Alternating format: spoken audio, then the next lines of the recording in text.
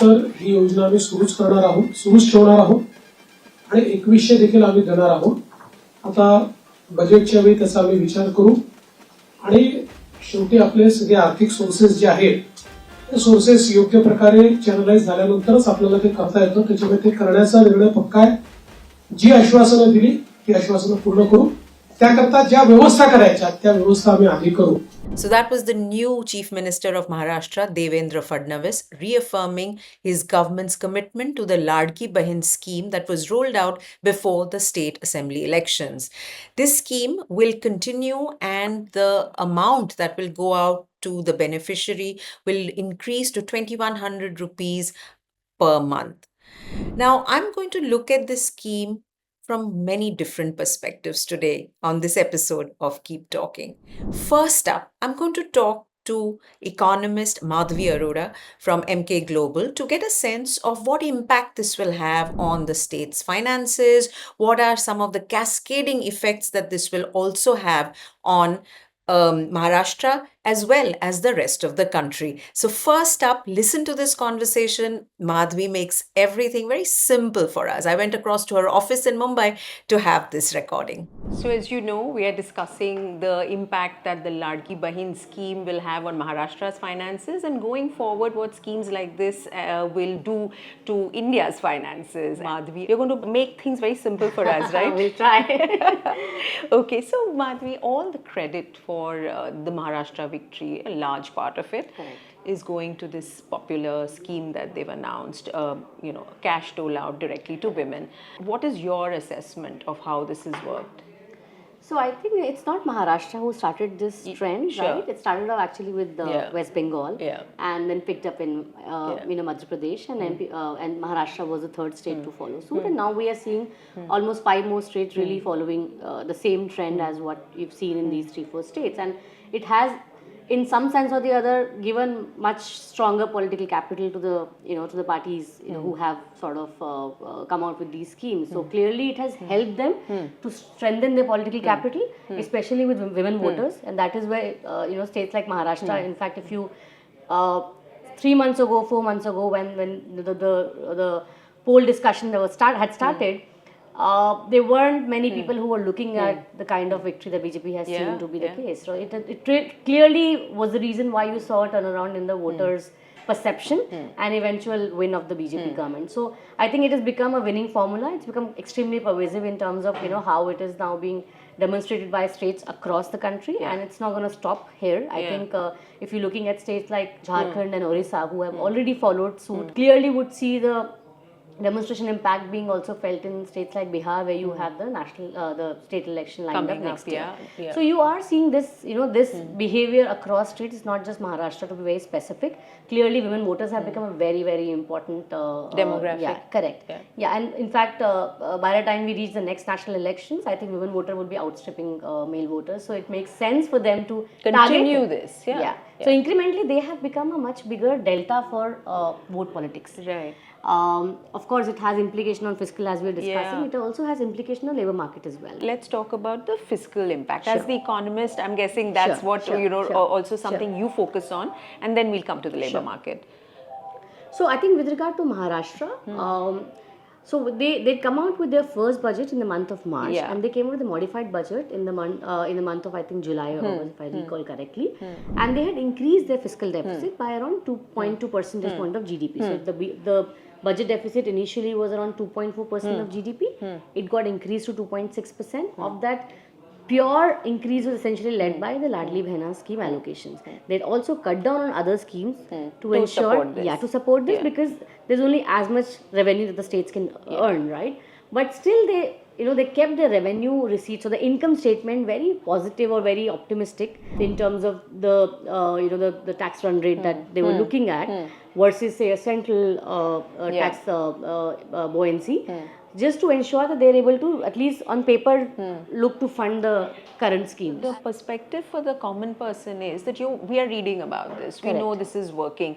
But the question is, can the state afford it? Let's take Maharashtra as the example, because that's just happened, even though I take your point that there are so many states that are doing this. So I think for Maharashtra, again, if I look back into the mathematics of fiscal, as I said, they have kept their income book very strong, at least on paper, so as to ensure that they were able to fund their spending. Now, spending essentially has become very skewed towards revenue expenditure, which is again extremely skewed towards the new schemes, which are basically again led by Ladki Bahin. And revenue expenditure is what the state is spending to on the current spending and not on capital productive spending, right? So on revenue spend, basically what comes is your interest payments of all the loans that the states have taken, subsidies, pensions, salaries, any kind of these doles and schemes that they come into play.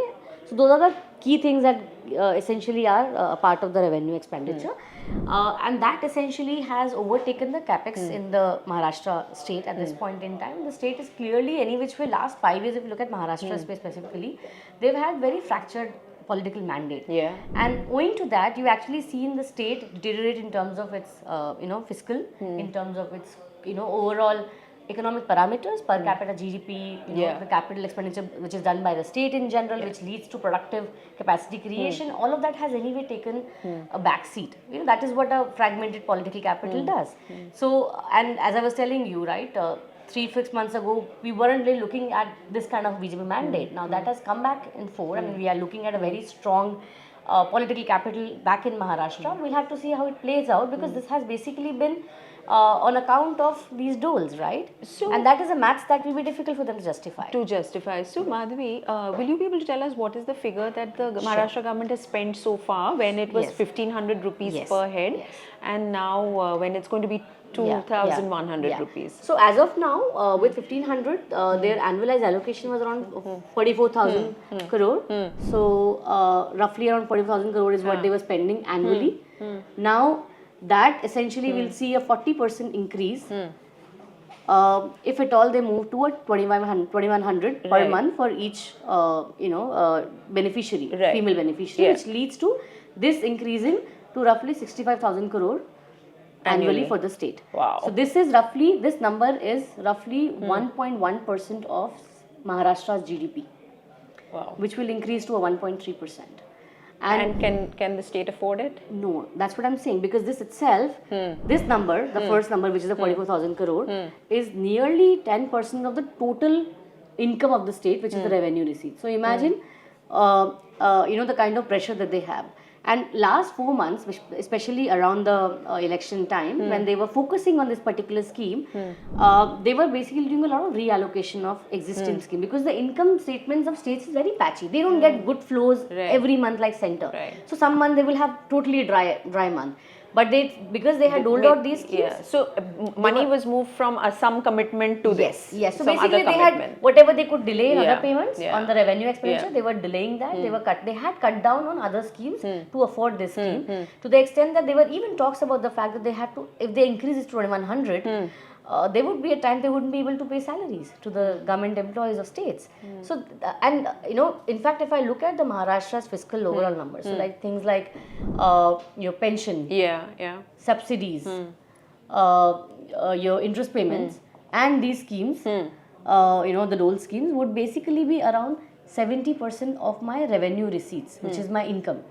So you're just left with 30% of the money, which can be used for productive capacity creation, which is too less. And if anything slips here on the revenue receipt side, the casualty becomes capital expenditure. And that is where any state which has to create whether human capital or infra capital, all of that would be compromised in some form or the other. So clearly this scheme, or these schemes in general for states across the country, this is what the economic or the fiscal impact that it can will have be on a state's finance. Yes, so a state could actually see a slippage also. If they move from 1,500 to 2,100 per month for beneficiaries, it will increase this allocation by 40%. This will pressurize the fiscal deficit even more. Further, and they could even slip, if they stick on the fiscal deficit number of 2.6%, which they have targeted after modifying the numbers, they will basically cut down on the capital expenditure. So the REVEX will increase, revenue expenditure, because they are increasing allocation, assuming everything else remains constant. But the capital expenditure will be further unspent. And in fact, this state, on a state level, has been very low on capex over the last 10 years. It's one of the largest states in terms of contribution to India's capex. But individually, it's one of the lowest in terms of its own GDP, how much it spends on the capital expenditure. When you do this cash benefit transfer directly to women, does that mean lesser money, lesser investment on, schemes that actually offer women's health, education, everything else that goes into... That is human capital, right? Human capital and health, all of that again will lead to a better quality labor. If I focus on children's health today from the policy point of view or their education, I'm preparing them for a much better future 20 years down the line. So there will be an impact on that human capital creation when you do this. That's exactly what I said. There's a trade-off. Yeah. So for today's consumption, I'm giving up tomorrow's better world. Yeah. Why can't Maharashtra raise more money? Why can't it increase its income? So taxes, borrowings, what is the issue there? So see, states in general have been struggling with regard to increasing their income statement or generally their ability to really innovate and come out with new streams to increase revenue. So for any state, there are basically 2 or 3 big avenues to raise money. One is by devolution from center. So basically whatever center earns, of that 41% of the divisible pool is given to states according to their different parameters depending on the needs of each state. So Maharashtra being a relatively healthier state probably would get lesser than other states in terms of its its weight maybe, but otherwise it's on contribution wise it's a very good state in terms of how much it contributes to GDP in general. But nonetheless, that's one portion. They get money from center, from the central pool of taxes.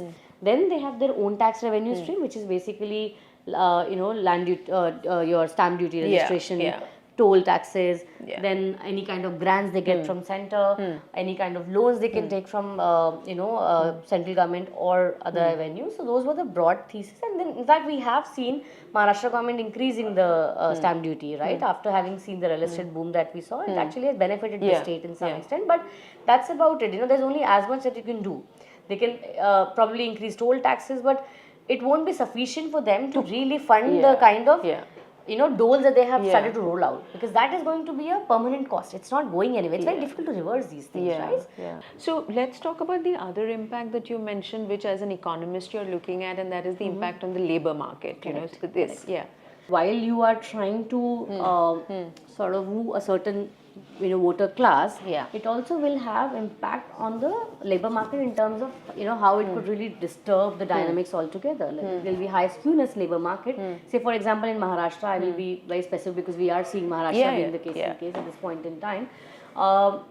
We're also hearing that the cotton pluckers in Maharashtra state during the harvest season, a large chunk of them are basically women. After having received these money from these schemes, there's a lot of reluctance on their part to actually come out and work.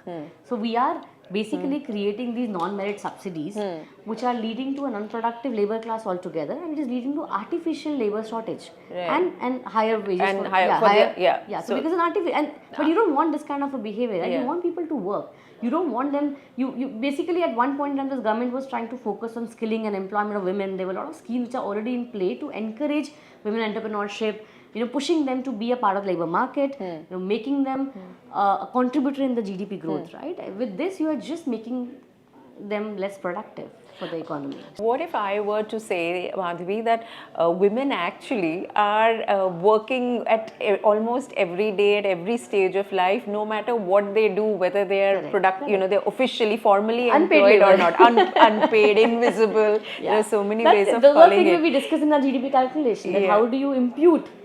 So I'm saying, given that unpaid labor, the invisible labor that women actually do, whether it is at home or outside, do you then see this as this cash benefit transfer as something that would create any of the hazards associated with we'll see how it really pays out. See, in the end, I don't know how it percolates down into the family.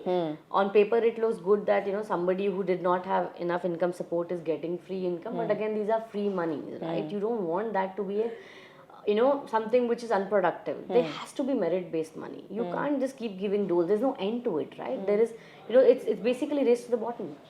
Imagine every state start doing that. You are sitting as what is the public policy role then, right? The role, eventually when you are getting from becoming a developing to a developed economy, the aim of the state is to reduce its role. Right. And private sector to really play a bigger role, right? And that is when the productivity gains of it come.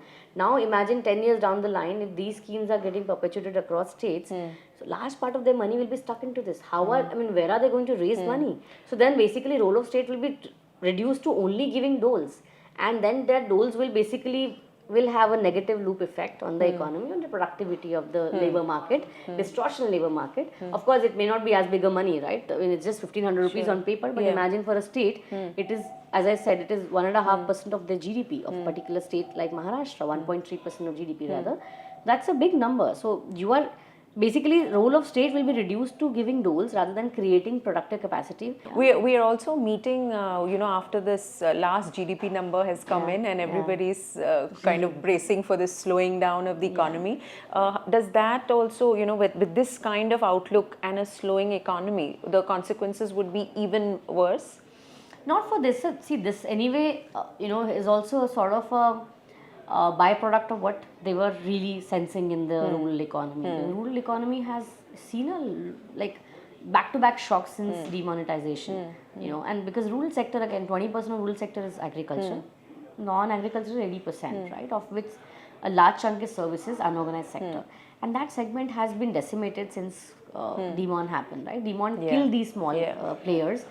They don't have the kind of capital that the urban, SME sector would have. I'm not saying they are also strong, but these guys are even weaker, much less buffered. Weaker, more vulnerable.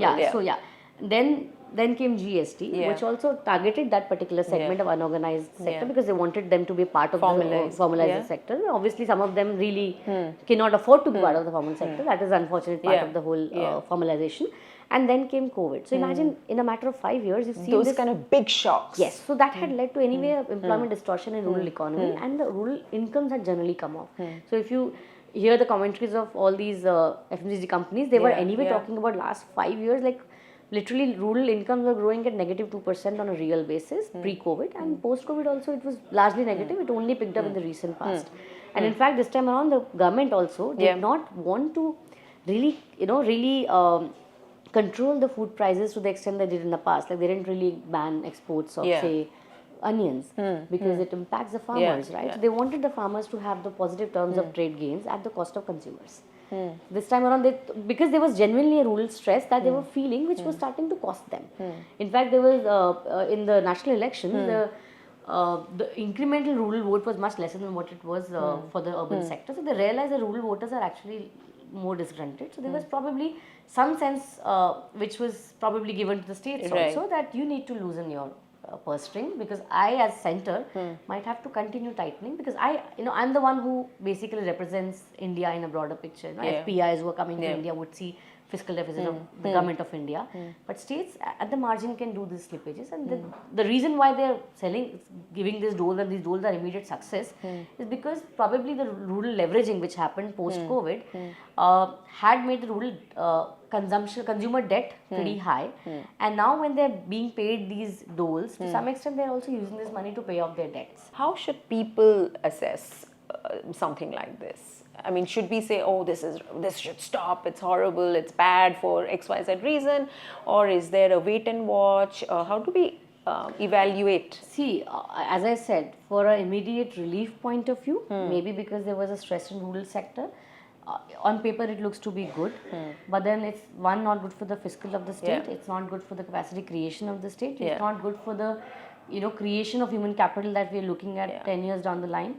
And also, of course, and it can't be turned back, you said. It can't be turned. Yeah, it's very difficult to, who doesn't, everybody loves freebies, right? If today I am also getting 1,500 rupees for free, I'll take it, I'll go to a spa and use it, right? Whatever the case may be. But this leads to, a bad adverse selection where I have the ability to work and add to the value of the economy. I'm not doing it because I don't have to. You don't want that kind of an unproductive, non-merit based subsidies in the economy. These are not the healthy things and that's one thing the NDA government actually reversed post 2013. This was a thing which was leading to a fiscal stress in the economy pre-2013. This government has done a lot in terms of clean up of fiscal. Are we going back to the pre-2013 era is what we are questioning. Okay, Madhavi, I think you expressed things very clearly for us, and we've been talking a lot about this without understanding everything very clearly. So this was great. Thank you. We'll keep so talking. much for your time. Thank you. Lovely talking to you. So that was Madhavi, and she gave us her perspective on how this will really strain the state's finances, and human capital will be difficult to develop if a lot of resources go into freebies or doles. I want to now get you a conversation that I recorded with Rekha Jadhav. She works with the Maharashtra Rajya Gharkaamgar Union, which is a union that represents about 12,000 domestic workers across Maharashtra. And I wanted to get to know what her perspective is, because domestic workers have benefited, or many domestic workers have benefited from the Laadki Bahin scheme. So here's my conversation with Rekha Jadhav. Rekha, thank you. आपने time बनाया हमारे लिए. Thank you so much. Yes. Tell people what has been your experience amongst the members of your union.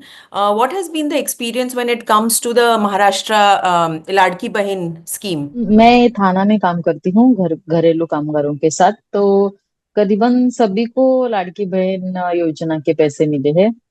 तो सभी का कुछ कुछ मतलब हम लोग भी ऐसे पूछते हैं कि ये स्कीम कैसा लगा उनको। तो बहुत सारे हाँ. घर कामगारों को भी थोड़ा ये लग रहा है कि अभी स्कीम मतलब है अच्छा, बट उससे महंगाई ज्यादा बढ़ गई है, ऐसा महिलाओं का बोलना कहना है।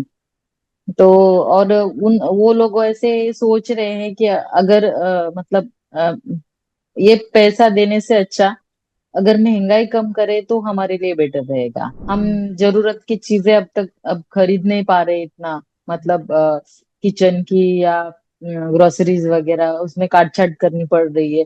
तो उनका कहना है कि हम लोग यहाँ से ले रहे हैं और वहां पे दे रहे हैं। तो कुछ ऐसा फायदा नहीं हो रहा है इससे, कुछ नया हाँ कुछ नहीं हाँ। कर पा रहे हैं. नहीं। Right. ये जो स्कीम का पैसा आया है, इसके ऊपर उनका ही हक आ रहा है, क्योंकि ये उनके बैंक खाते में डायरेक्टली जा रहा है, कि उनके परिवार के लोग या हस्बैंड हो या उस फादर हो, वो पैसा को लेने की कोशिश कर रहे हैं. मतलब ये पैसा का राइट किसके पास है? लेडीज के साथ ही है कि वो ही डिसाइड करेंगी कैसा इस पैसे का उपयोग होगा? हाँ, फिलहाल तो अभी मेरी बहुत सारे लोगों से बात की, वो पैसे का यूटिलाइज वो जो डोमेस्टिक वर्कर्स है वही कर रहे हैं। उन्होंने वो पैसों से कुछ खुद के लिए खरीदी की या शॉपिंग जैसे? किया। हाँ. मतलब साड़ी वगैरह ऐसा, हम्म. हम्म. कि हमको कोई चीज ऐसी मिलती है तो हम लोग ऐसा नहीं, कुछ हम पैसे का यूज हम लोग अपने नीड के लिए वो लोगों ने नहीं किया है, बल्कि उन्होंने खुद के लिए शॉपिंग करना। कुछ एरियाज के लोग ऐसे घूमने चले गए।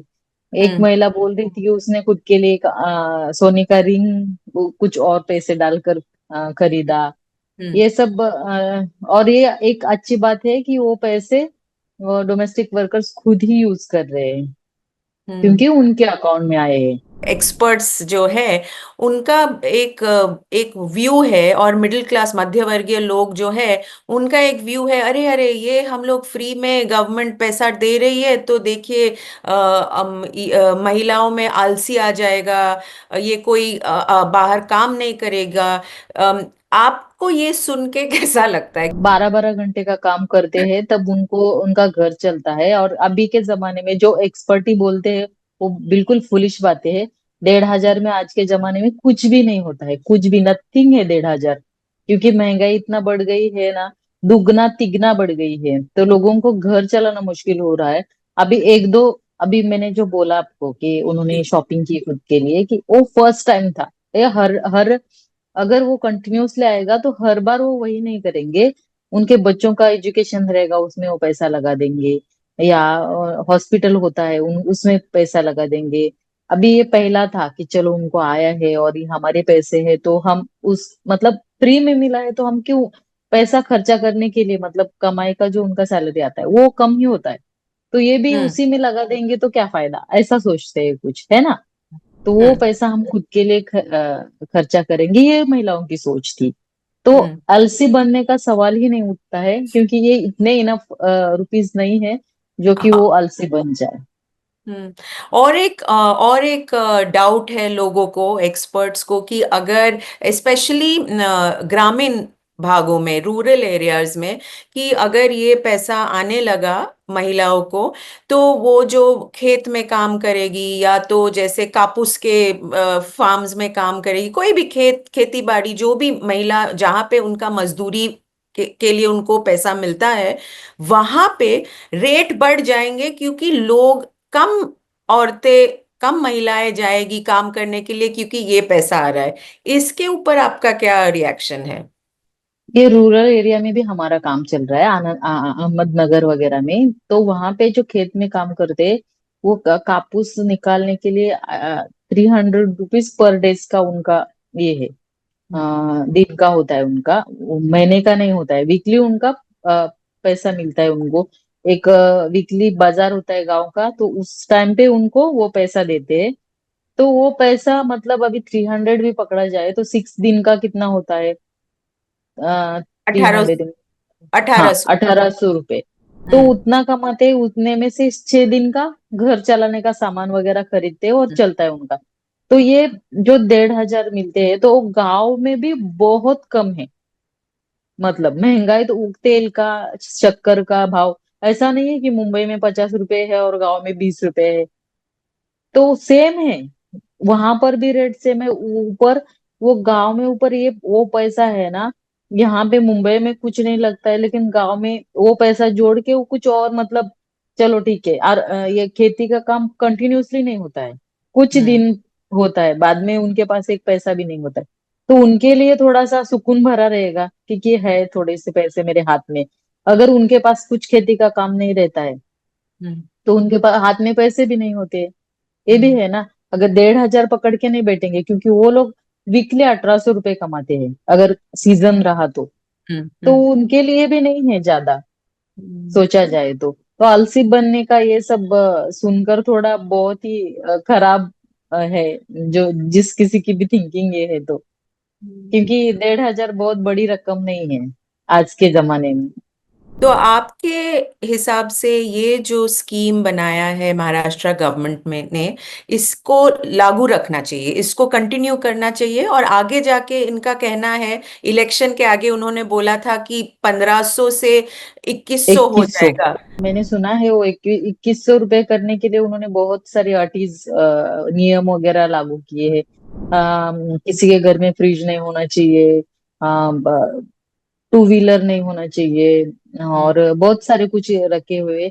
लेकिन हम हमारी जो घर कामगार महिलाएं हैं उनको, जिनके घर पे वो काम करते हैं, वो फ्रिज दे देते हैं ऐसे ही कि चलो हमारा फ्रिज पुराना हो गया, आप लेकर जाओ और यूज करो, क्योंकि हम नया ले रहे हैं। और कोई कोई कोई लोग हैं होते हैं ऐसे कि हम लोग नया नया बाइक ले रहे हैं, ये 10,000 में आप लेकर जाओ, पैसा थोड़ा थोड़ा करके दे देना। तो ये सब मतलब ऐसा नहीं है कि किसी के घर में टीवी और फ्रिज नहीं है। अब ये नॉर्मल झोपड़ी रहती है, जिनका पक्का घर भी नहीं होता, उनके घर में भी टीवी देखने के लिए मिलेगी और फ्रिज रहेगा। तो ये जो रखे हुए हैं गवर्नमेंट ने, वो बहुत ही मतलब, मुझे नहीं लगता है ज्यादा महिलाओं को इस ऐसे नियम से पैसा मिलेगा। वो हम्म। थोड़ा डिफिकल्ट नियम रखे हुए हैं गवर्नमेंट ने आज के जमाने में। हम्म। तो वो नहीं रखना चाहिए, पैसा तो मिलना चाहिए महिलाओं को वैसे। इलेक्शन के पहले ज्यादा से ज्यादा महिलाओं को बेनिफिट मिले, और उससे पॉलिटिकल पार्टीज और गवर्नमेंट को बेनिफिट मिले, इसलिए शायद तब इतना ये लोग ने एलिजिबिलिटी का नहीं देखा था, जितना नहीं हो देखा था। सके बांटा था।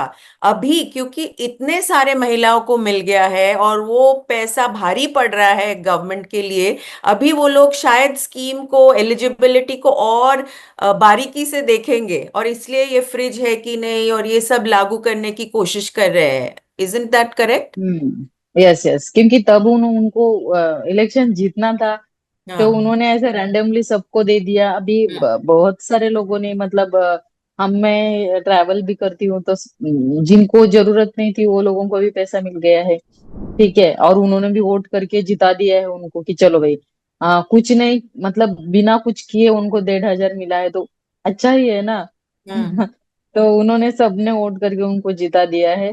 तो अभी उनको वो सब देख रहे हैं कि किसका पीएफ जा रहा है, किसके अकाउंट में कितना पैसा है, या जिनको मतलब जिनको जरूरत नहीं है उनका पैसा रिटर्न ले लेंगे, बैंक लॉक कर देंगे उनके, वो पैसा वसूल करने के लिए। ये सब आ रहा है न्यूज में सुनने के अफवाह लिए। अफवाह आ रहा है, अफवाह डाउट्स आ रहा है।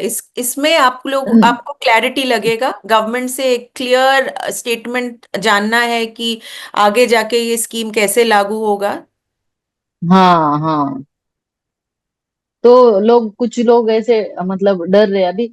घर कामगार महिलाएं भी ऐसा है ना कि कोई कोई सुबह 7 बजे से शाम को 7 बजे तक काम करते हैं, वो भी 21,000 तक कमाते हैं।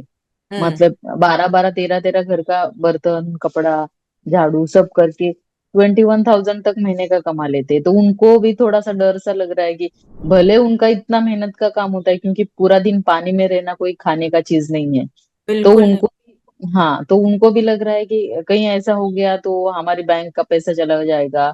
मतलब ऐसी अफवाह उठ रहे हैं, तो वो भी थोड़ी डर सी गई है कि ऐसा हो रहा है। तो उन्होंने मतलब, और कुछ है, कोई जॉइंट फैमिली में रहते हैं लोग और उनका इनकम 1 लाख दिखाया है। हम्म। तो जिन, और फिर वो सेपरेट हो गए, हम्म। जॉइंट फैमिली में थे और उनका रेशन कार्ड एक था, तो उसमें उनका इनकम 1 लाख है, और बाद में सेपरेट होने के बाद में उनका वही कार्ड रह गया, उनका हम्म। इनकम कम नहीं हुआ, तो वो उस लाड़की बहन स्कीम से बाहर हो गई, उनको नहीं मिला पैसा। बल्कि हम्म। उनको बहुत जरूरत थी उसकी। उसका पति ऐसा कम कमाता है, वो खुद एक दो घर का छोटे बच्चों को देखकर काम करती है, जिनको जरूरत थी उनको नहीं मिला। ये भी, ऐसे भी केसेस है हमारे इसमें। तो ये सब है, और जिनको नहीं जरूरत है उनको भी पैसा मिला है। तो ये हम्म। सब है। तो पता नहीं अभी गवर्नमेंट किस नतीजे पर पहुंचेगी, किस तरह से ये लाडकी बहन का स्कीम का इम्प्लीमेंट करेगी, वो अब देखने की जरूरत है हमको। जिनको ये पैसे का सबसे ज्यादा जरूरत है, इनके पास पहुंचने के लिए आपका कोई सुझाव है जो गवर्नमेंट सुन के थोड़ा स्कीम को और उसका पैसे का डिस्ट्रीब्यूशन थोड़ा और सही तरीके से कर सके, ताकि जिसको सख्त और ज्यादा जरूरत है उनको ये मिले। हम्म। अभी अभी क्या है, आपने देखा होगा एरिया बस्ती में वो स्मॉल फाइनेंस के भी लोग आते हैं, हम्म। उज्जैन वगैरह, आपने सुना होगा शायद। वो हाँ। 6 6 लोगों को ग्रुप लोन 50 50 हजार देते हैं, बाद में हम्म। बचत गट होते हैं महिलाओं के, वो हम्म। वहां से कर्जा देते हैं। तो जो गवर्नमेंट का है ना, 2.5 2.5 लाख वर्ष 1 साल का हम्म। इनकम होना चाहिए, वो भी हम्म। कहीं ना कहीं ऊपर नीचे हो जाता है। ऐसा नहीं है कि उनके पास पैसा है, हम्म। लेकिन ये जो बैंक का एंट्री है वो हम्म। उसमें ही आ जाता है।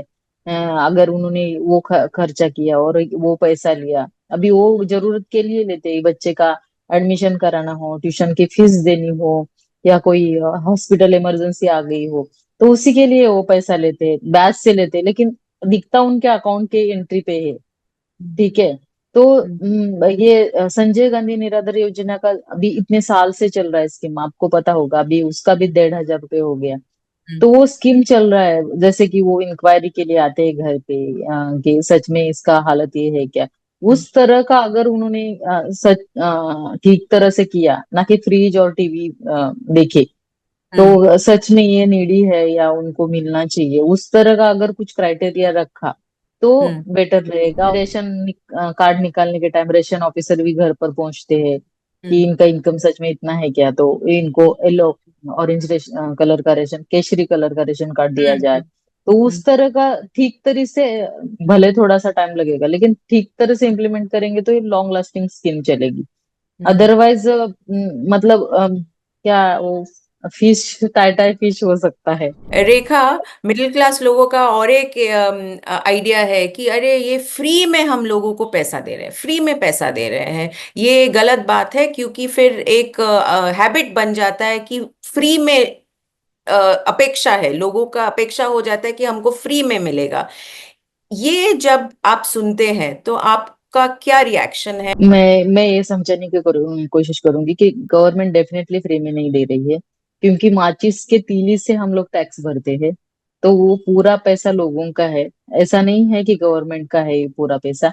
तो वो पैसा देने का तरीका मतलब लोगों को अभी मिडिल क्लास लोगों को वही सेम लगता है, जो क्योंकि उनके पास ये होती है, पूरेपूर सुविधा होती है, इसके लिए दूसरों की नीड उनको समझ में नहीं आती है। उनको 1,500 वो पिज्जा बर्गर में उड़ा देते हैं, लेकिन किसी का वो 1 मंथ का राशन भी हो सकता है। ये चीज सोचने वाली बात है। और वो जितना टैक्स भरते, मतलब इनकम टैक्स नहीं, लेकिन हर एक चीज पे गवर्नमेंट ने टैक्स लगाया हुआ है, तो वो टैक्स भी सब गरीब लोग भी सब भरते हैं। बढ़ते हैं, हाँ। उनके लिए तो माफ नहीं है कि चलो हम्म, भाई आप गरीब हो तो आपको हम्म, ये विदाउट टैक्स आप ये लेकर जाओ। आप देख सकते हैं, हर एक चीज पे टैक्स लगा हुआ है। तो हम्म। वो सब उनके अकेले का पैसा नहीं है, सब लोगों के जनता का पैसा है, तो वो उनके घर का नहीं दे रहे हैं।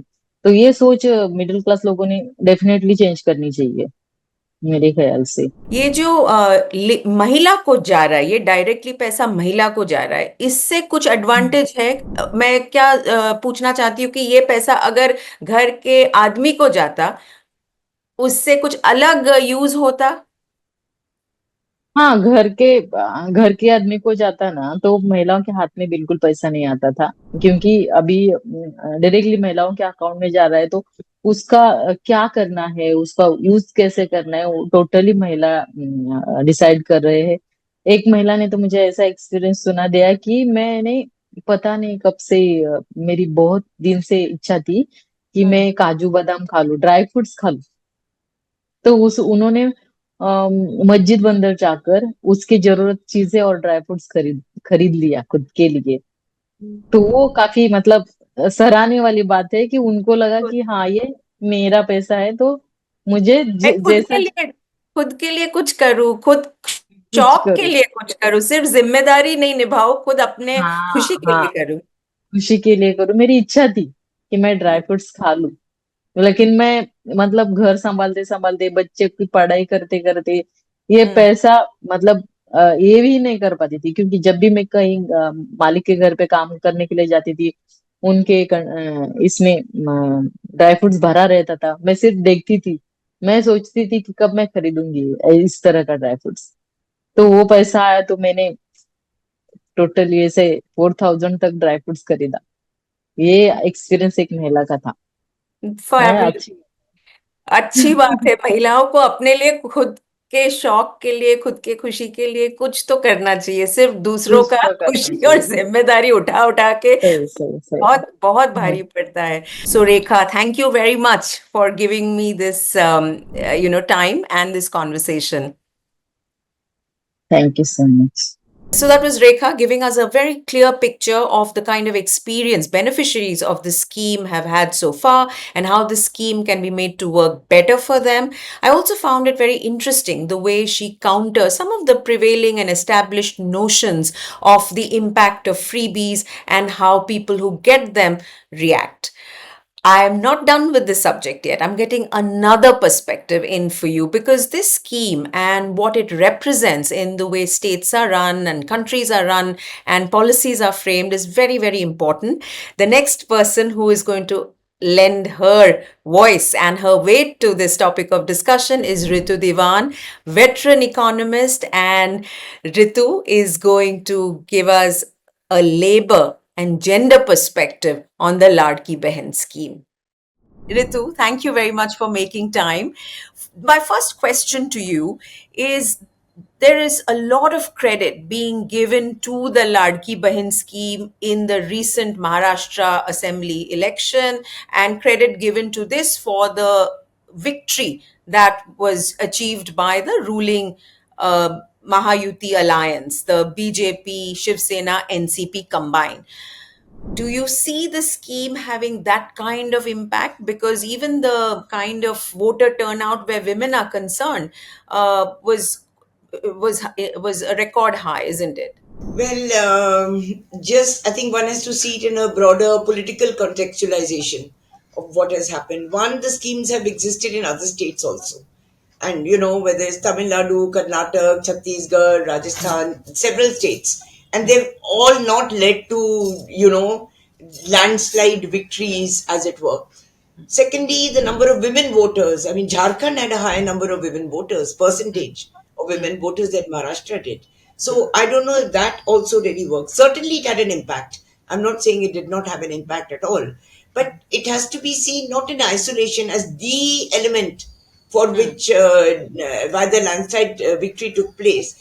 The timing of it, okay, which is very problematic. Just a Yeah. few weeks, months before. Secondly, combined with this gifts, okay, of tabs and cookers and mixers, which were done officially and formally through state finances, through government money, and which is, I think, very questionable because it was done with the stamp of political parties, of the relevant political parties on Yeah. it. Yeah. So it's not only the scheme by itself. All right. Okay. Now, there was another scheme at the same point of time which was related to men. Okay. That was for employment and internship. Right. So for me, this in a way increases the divide between the gender divide of gender based division of labor, which characterizes all societies, particularly our society. So it's problematic. I'm not saying don't take it. Of course, there are many women who took it and we even helped. Why not? Because Yeah. not considered a freebie at all. There are many freebies which are given to corporates and Right. many other kinds of czars who get this kind of funding. So So that is you're not the saying to look at it as a freebie, as a dole, is not a fair assessment of what this No, I think is. it's a very cruel assessment. When Hmm. it's given to the poor, very cynical, very Hmm. cruel. Hmm. And when it's given to the poor, or the middle class, it's a freebie. And when it is there for those who already have more than enough, it's not a freebie, it's considered an incentive. So that term itself is very, very problematic. You see, the freebies the banks are giving Yeah. to the largest corporate houses who don't need that kind of funding. All right. And it's not only that, it's also cancelling of loans, Hmm. NPAs, and selling of loans which are lakhs of crores in a few thousand crores. That is the freebie. This is not a freebie. This is in fact becomes a right. Weigh in on the fact that this scheme and schemes like this are seen as causing great strain or burden to state finances. I don't really think the scheme is at a maximum, it is valued at about 47 or 46,000 crores, which is absolutely nothing. Four times that has been spent on the coastal road in Bombay alone, something which is not required. I mean, right now, what we are seeing in Mumbai is a series of accidents, untrained drivers, public services, Yeah. your public transport has gone down so much. The number of this is where you need investment. Okay, but what is being done, and that's where the huge burden on the state finances is things like the coastal road, okay, which is used by only 8% of Bombay's population, which uses cars. No public transport is allowed on it, no rickshaws, only Ola, Uber, and car owners. And which means that you're excluding people from such a huge, massive infrastructural development. So, with that 100,000 crores or whatever, what does it matter if 48 is given? There are many other ways in which the wasteful expenditure can be cut. They are so-called architectural advances, and you have, at least in the area in which I stay, they're planning to spend 400 crores on some city statues of 3 or 4 people. How does that help? Is that not a burden on the state exchequer, if one really has to see? And there are many ways of raising resources. The center has not, the devolution of funds to Yeah. states has not been what it should be. Yeah. And that becomes another issue of debate. So you're saying that if priorities are different, there is more than available resources to fund something like this, and you're not calling this a freebie, you're calling this a welfare scheme. Is that the way you would call the Ladki Bahin Absolutely. like scheme? Absolutely. It's why is it considered a freebie for what? Hmm. It's not as if anything for citizens becomes a freebie when it is for the majority of the citizens. But when it is for, private sectors and huge players in the market, it's what is called incentives.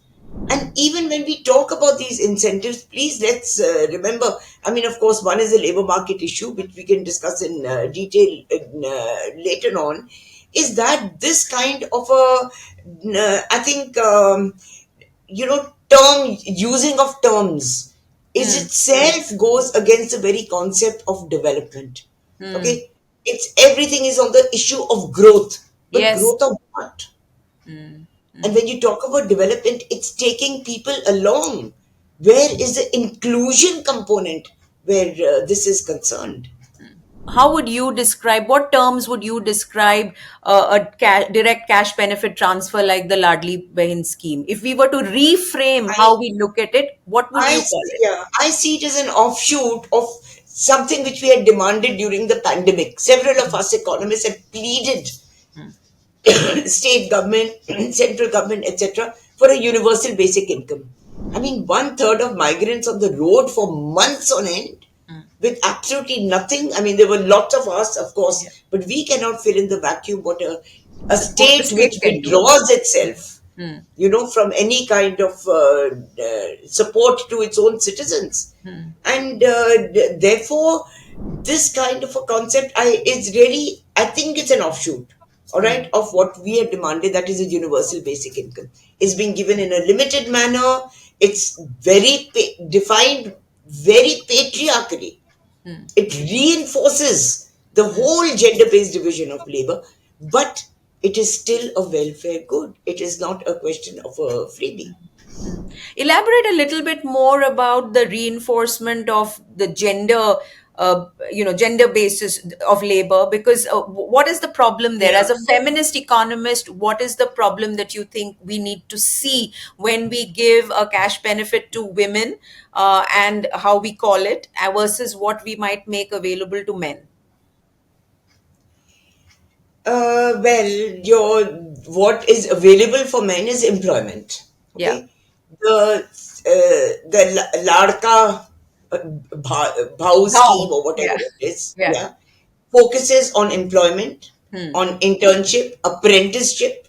Okay, but for women, it's stay in the house and we'll give you this 1,500. Okay, To be and fair, they're not saying stay in the house. They're just saying we are going to give you some money to support yeah, it. yeah. I'm saying stay in the house for the simple reason is Hmm. that if it was for employment, they would have come out. Hmm. Okay, like the men are coming out. Now, I'm not saying that the labor market, in fact, is the worst conditions of employment, I think, ever in the labor market. So to avoid, and that's where, there's one issue which has come up for debate, and there have been several media reports on it, and several, tycoons have criticized the scheme on which ground कि अभी labor नहीं मिलता. Please remember that the labor market is I think just today in the papers, and yesterday Yes. there's the study which has come out. Your Yes. profits have increased so much Yeah. and your 15 wages are are high. stagnant. Yeah, Yes. this is something I've been working on for the last 2 years. That in fact, wages increase is negative. It is actually negative, whether you're self employed or regular or whatever work which you get. So, if you think you're not getting labor, increase the minimum wages.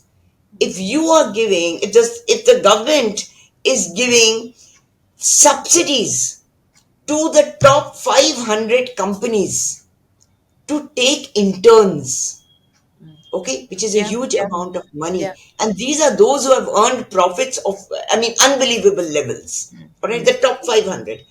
Why can you not then increase the minimum wages to what at least is a regular wage, which is a decent level of existence and survival? Why not put it there? That is the logic of it. And if companies are saying they don't get workers, They don't get workers for the simple reason that they migrate to places where there's somewhat better employment. I mean, have you ever heard of workers migrating to conflict zones? Workers going to Israel. Yeah, from in yeah. Yeah. Yeah, and the government supporting it. I mean, what are we doing to our citizens? Don't people matter? Don't human beings matter in this entire, paradigm of growth which is being talked about and touted about? Where are people in this? Nowhere. If they get this little bit of 1500 with whatever problems which it has, it distorts the labor market. The greatest distortion of the labor market, and of even if we see it as in growth, is that people do not have money to spend even on essentials. That is your basic economics. Mismatched in supply and demand. Where's the demand? So you give all your massive tax concessions and bank support and incentive schemes, etc., to the larger companies. But your MSMEs and your micro sectors are just collapsing. Now, what logic? It's economically illogical and ethically incorrect. Right. I want you to go back to that gendered approach, right, where schemes like this are concerned. Why would you not? Why should I not see women's labor, whether it's which is at home, which is, and and women across classes and across ages, across stages of life, are doing huge amounts of unpaid work, invisible work, unaccounted for unpaid work? Why should that? Why do you have a problem with this money therefore being some acknowledgement of that, towards that? One, please let's remember that all women are not equal. Yes, of course. Okay, we know that there are huge divides. So Yeah. maybe the top 10% or 7% can afford to get others to do their unpaid work. Okay, yeah, housework and Yes. whatever, cooking, cleaning, that whole lot which is there. Second is that the point becomes, if you want to reduce the patriarchal rigidities and the gender-based division of labor, is to reduce the overall burden of unpaid work. All right? And time poverty, that's a term. Women don't have time to do anything. I remember this study which I did some 4 or 5 years ago. I don't know how many thousands of families I took. And in 5 or 6 different states, rural, urban, construction workers, agriculture workers. And I asked women, what is your one aspiration? And you know what they said? To sleep. We just want to sleep. That's a kind of, so you reduce that burden. You have to reduce that burden, and that cannot be done within what we call the micro household or through micro levels. It can only be done from the top. That is your investment in water, in clean water, in cooking energy. You can't give away free cylinders and then make the cylinders out of reach. If your incomes are so little that you cannot afford your 800 or 1000 rupees for a gas cylinder, I mean, what is the point of talking about, increase investment, development, growth, etc., etc.? So that is the way to look at it. I'm not saying certainly that within the household changes shouldn't come, but that's a social factor. The fundamental is the macroeconomic factor. And it always comes from the top. It's like, today, maybe that's out of debate, is we're talking about labor market. Yeah. All right. And labor market, I don't think that the extent of violence on women in the public space, including in the labor market, has ever been so high as it is today. All right. Why would women go then into the labor market? Unless the conditions are improved, unless the wages are improved to some at least particular and given on time, given honestly, given on time, etc., etc. But where does this violence come from? It starts from it's not as if all men in India have gone mad. It's when violence is normalized at the highest level. Lynching hai, no problem. escape. Hitting other communities, no problem. Hitting children who don't use, some kind Yeah. of political Yeah. statements, no problem. So the issue of violence, like of unpaid labor, is is a macro issue. It starts from there, and unless that changes, I really fear and despair at times. But I think one has a lot of faith on women, on movements, women's movements, human rights movements. Look at the gig workers, the way they're organizing, Yeah. Yeah. spite of facing the most horrendous situations. That's something which I'm working on right now. Yeah. So, Ritu, there is a lot of conversation in middle class drawing homes about, oh, when you give people money for free for not doing anything, it creates a, Lazy ban jayenge, kuch nahi karenge. yeah. So, Yeah, what you have to say to this? but How do that you make people understand that there is a fallacy here? I think it's a lived reality which makes you understand whether it's a fallacy or not. When you undergo the same thing.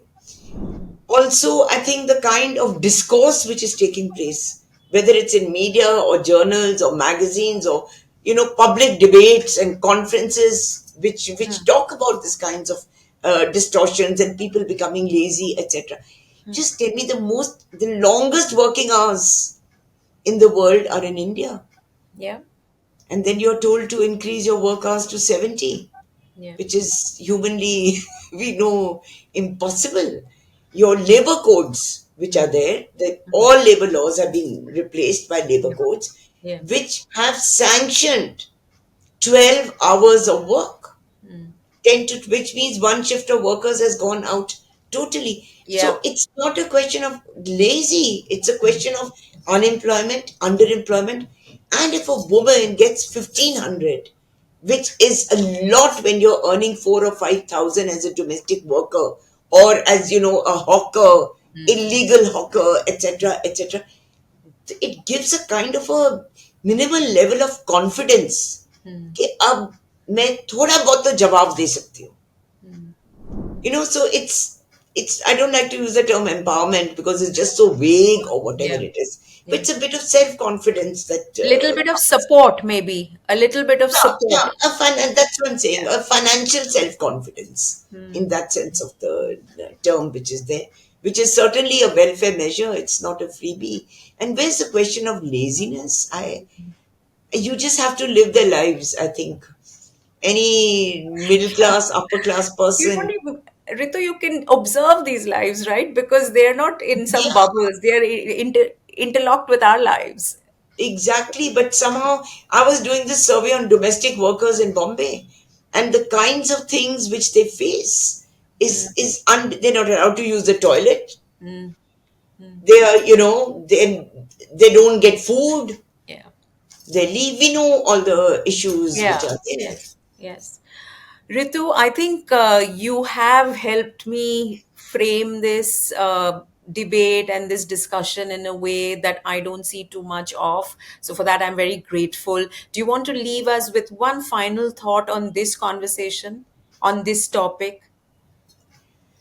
One, keep people at the center of every single effort, of every policy, of every effort. And when I say people, please see the economic and social realities within which they live and the kinds of divides which are actually increasing, whether it's in terms of economic inequalities, asset inequalities, social, very much so, and an increasing level, which again is an issue I've been working on for some time, is the religious divide even within, and I'm not talking at a political level, that of course we see, but even in terms of the labor market, a non-Hindu does not get work. The first thing you're asked is your name. If you get work, you're paid less. This is all on official data. It's not something which one just imagines. Sure. So keep people At the people as center. equal and people as citizens of the country. You can't select your citizens. The citizens select you. Ritu, I thank you very much for this conversation. Like I said, you have helped us look at this with a new lens differently. And I think this is sorely missing. So I'm grateful for your time. We will keep talking. Thank you so much for taking this up because very few people talk about what you have talked about. So, thanks to you a lot too. Very much. So there's no doubt about the fact that the Laadki Bahin scheme and what it stands for will be debated and discussed for a while to come, because other states are likely to adopt this scheme, seeing its electoral success. I have got you three different perspectives on this conversation, but we are going to keep coming back to this to understand what we need to do from here. I hope you've enjoyed this conversation, and that you will keep join us so that we can keep talking.